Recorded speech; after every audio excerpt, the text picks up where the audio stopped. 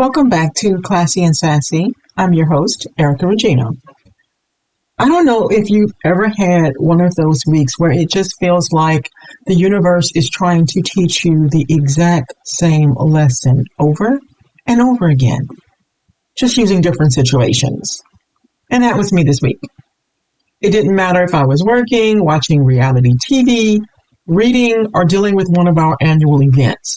Somehow, every single one of those things kept pointing me back to the same idea, control. Or maybe I should say the lack of it.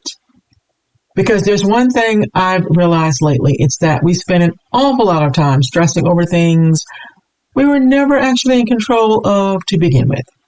We convince ourselves that if we just think about something long enough, if we plan it enough and we do enough research and we worry about it enough, sometimes, somehow, we guarantee the outcome we want. Spoiler alert, it doesn't work that way. So today I thought we'd have one of those conversations where we jump around a little. Because honestly, that's how my brain's been working lately. If I had to sum up this week in one word, it would be pivot. Not because everything went wrong, but because almost everything required me to adjust. My work, my expectations, even what I've been watching somehow turned into some kind of life lesson. And the more I thought about it, the more I realized that maybe pivoting isn't always a sign we're off track. Maybe it's exactly how we stay on track when life changes. So grab your coffee, your tea, your wine, and let's talk. I want to start with something that I don't think enough people understand unless they've actually worked in certain industries. Not every job pays you when the work is done. And mentally, that can be exhausting. Now, if you followed me for a while, you know I also own a travel business.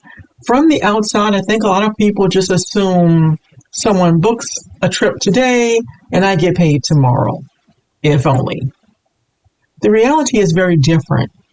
Let's say someone books a cruise leaving next March. Well, from now until next March, I'm answering emails, changing cabin numbers because somebody decided they'd rather be on deck 9 instead of deck 7, helping them decide if they need travel insurance, fixing reservation issues, talking through excursions, helping them coordinate things, keeping an eye on promotions in case I can save them some money, answering questions they've never even thought about until 2 weeks before they sail. All of that work, and I haven't earned a penny yet. Because in travel, we don't get paid until after the client actually takes the trip. Now here's where that gets even more interesting. Sometimes you never get paid. The client loses their job, someone gets sick, a family emergency happens, the vacation gets postponed another year, or they cancel completely. Now think about that for a minute. Imagine putting dozens of hours into helping someone plan the perfect vacation, talking with them for months, celebrating countdowns, helping solve problems, sharing their excitement, only for the entire trip to disappear, along with the paycheck. Nobody gets into this business expecting that part. And honestly, it can mess with your head sometimes because you're conditioned to believe that effort and reward happen close together. You work, you get paid, simple. Entrepreneurship laughs at that because sometimes in different fields, you're working today for money that may not arrive until next year. Sometimes you're building relationships that won't turn into clients until months and months from now. Or you're creating content that nobody noticed until suddenly everybody notices. And I don't think that's unique to just travel. It also impacts real estate or building any other business, like writing books or creating content online. You spend months planting seeds without any guarantee you'll ever get to enjoy the harvest. And I think that's why so many people quit. Not because they aren't talented, not because they're doing it wrong, they're just tired. of waiting, of wondering, of pouring so much into something that hasn't started pouring anything back yet. Have you ever been there? Working incredibly hard while wondering if it's ever going to pay off? Because if you have, I see you. And I think that's one of the hardest parts of entrepreneurship nobody talks about. It's not the work. It's believing in the work long enough for it to finally believe back in you. Speaking of waiting, can we talk about the fact June is almost over? Seriously, I don't even know where this year went. It feels like just a few weeks ago, I was sitting here mapping out everything I wanted to accomplish this year. And now suddenly, we're about to turn the calendar to July. And I think this is one of the best times of the year to stop and do a little personal audit. Notice I didn't say panic. I did not say beat yourself up. And I definitely didn't say compare yourself to somebody on Instagram who has somehow managed to renovate a house, run 6 marathons, write a best-selling book, start a business, and apparently make homemade sourdough every weekend. We're not doing all that. I'm just talking about an honest check-in. What's working for you? What's not? What has quietly fallen off your radar? Because life has a funny way of changing our priorities without asking permission first. It can be family, work, health. It can be just life deciding it's going to throw you a curveball for a few months. And before you know it, you've drifted away from some of the things that mattered to you. For me lately, it's been reading. If you followed me for a while, you know I absolutely love reading. It isn't just entertainment for me. It's how I learn. It's how I relax. It's how I escape. But somewhere along the way, I noticed I wasn't picking up a book nearly as often as I wanted to. Not because I stopped loving books. Life just kept happening. And every day I told myself I'll read tomorrow. Tomorrow turned into the next day and the next day. And I'm now completely behind on my goals. I think we have some version of that in all different aspects of our life. It's not just reading. It's going to the gym. It's working on your business. It's writing that book you've been talking about for years, or learning that new language, or taking better care of yourself, calling your friends more often. Whatever it may be, there's usually something that slips away a little bit when life gets busy. But here's what I've been reminding myself lately. Being behind isn't the same as being done.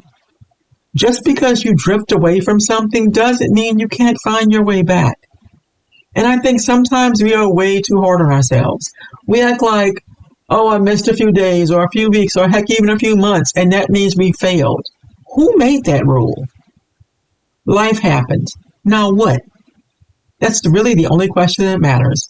Not what should I have done, but what can I do now? Because the second half of the year is still there waiting for us.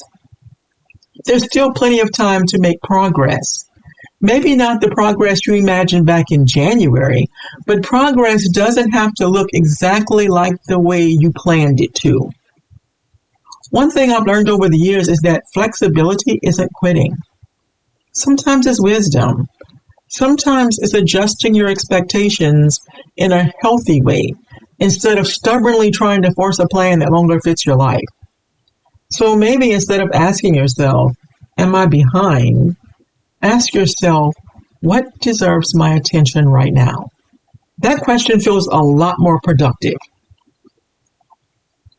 Now, Love Island. What have you people done to me?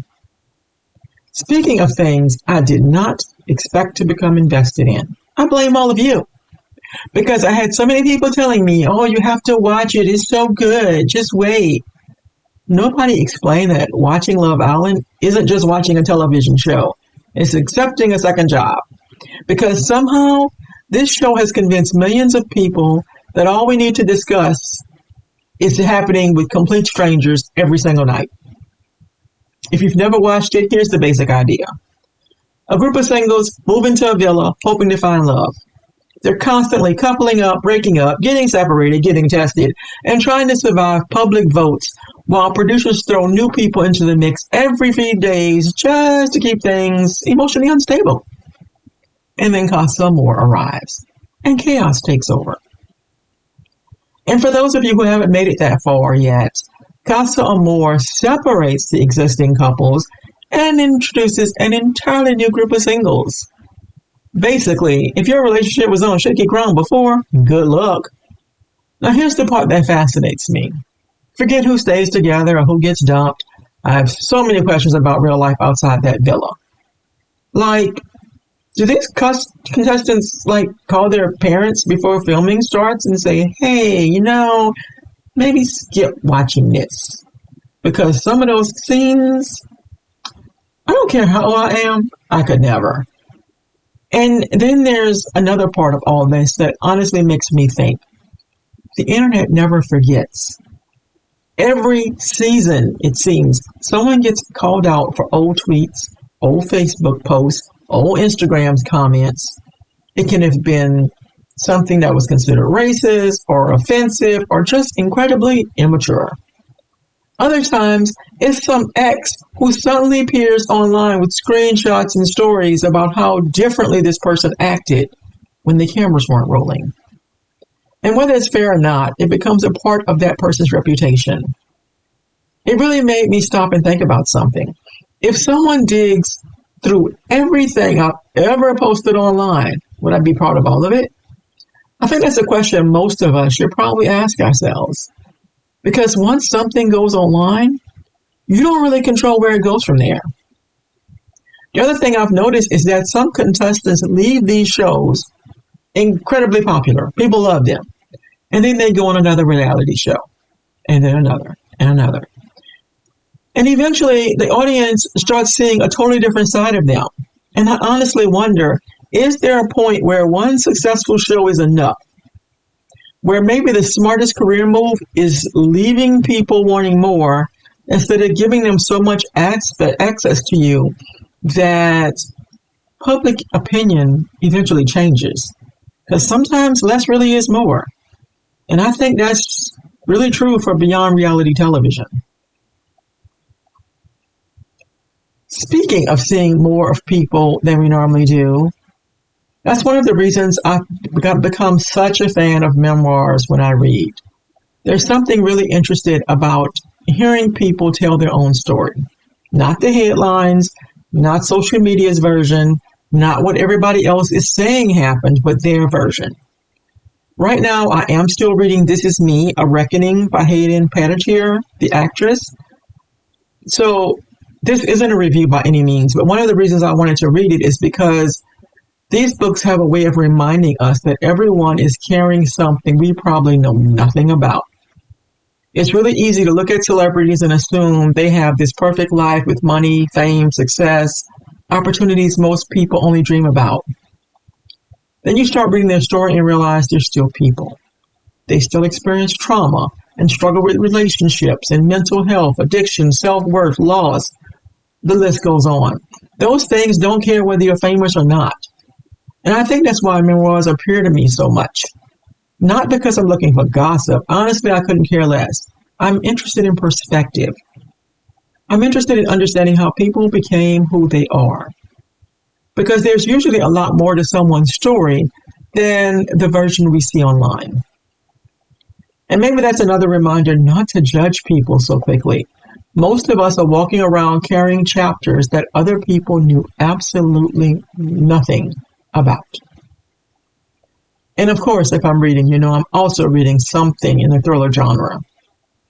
So on the complete opposite end of my reading spectrum, I'm reading an advanced copy of Behind Every Face by Charlie Dolly. If you've been around here for any amount of time, you already know any good psychological thriller is my comfort genre, which probably says something about me. I'm just not entirely sure what. But anyways, Charlie has become one of those authors where the minute I hear he has a new book coming out, I don't even need to read the description, I'm in. And because he has a way of making you feel incredibly smart, right before he reminds you that you are absolutely not. Every time I think I figured out where the story is going, nope, there's another twist. Then another. His chapters are short, the pacing is fast, and somehow he keeps you saying, okay, one more chapter. Which if you're a reader, you already know is one of the biggest lies we tell ourselves. There's never just one more chapter. And honestly, that's one of the things I love most about reading. No matter what happens in life, for a little while, you get to step into someone else's world. And sometimes that's exactly what your brain needs. Which brings me back to the lesson life apparently wanted me to learn this week. One of our annual events has several unexpected roadblocks over the past few days. And if I'm being honest, it has completely stressed me out. Not because I wasn't doing the work, and not because people weren't trying. They were. It was because there are things happening that none of us could control. And if you're anything like me, that's frustrating. Because I like to just solve the problem. If it's broken, I fix it. If there's an obstacle, I figure out how to get around it. I don't like sitting around waiting. But this week reminded me that not every problem has an immediate solution. Sometimes you made the phone calls, you sent the emails, you asked all the questions and did your part. But now you have to wait. And I don't know about you, but waiting is uncomfortable, especially when you care about something, when other people are counting on you, and when you want everything to work out. At one point today, I caught myself running through the same scenarios over and over. Well, what if this happens? What if this doesn't work? What if? And then I stopped.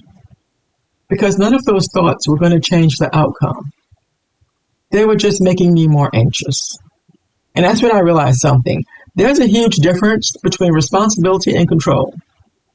I can be responsible for showing up, communicating, and preparing, for doing the best job I can, and for controlling every outcome is not going to be my responsibility. And honestly, that's a lesson I apparently need to keep learning. Because just because something concerns you doesn't mean it's yours to carry. Just because you care deeply doesn't mean you have the power to fix everything. Sometimes peace comes from doing everything you can, and then accepting the rest of it is just out of your hands. And that's hard, especially for people who are helpers and problem solvers, entrepreneurs, parents. We're used to making things happen. But life has a way of reminding us that sometimes things unfold on their own timeline, whether we're comfortable with that or not. As we head into the second half of the year, maybe this is your permission to pivot. Pivot doesn't mean quit, and it doesn't mean the dream is over. It doesn't mean you failed. It simply means you gathered more information than you had 6 months ago. Life changed, you changed, and so maybe the plan gets to change too. Because the goal was never to follow the exact roadmap you may have drawn back in, say, January. The goal was to keep moving. And sometimes the strongest thing you can do isn't stubbornly sticking to a plan that no longer fits. Sometimes it's having the courage to pivot. If you're enjoying these episodes, don't forget to subscribe and join my newsletter. Every week, I share conversations like this along with book recommendations, travel stories, and even a few behind-the-scenes moments that don't always make it into the podcast. Thank you for spending your day with me. I'll see you next week.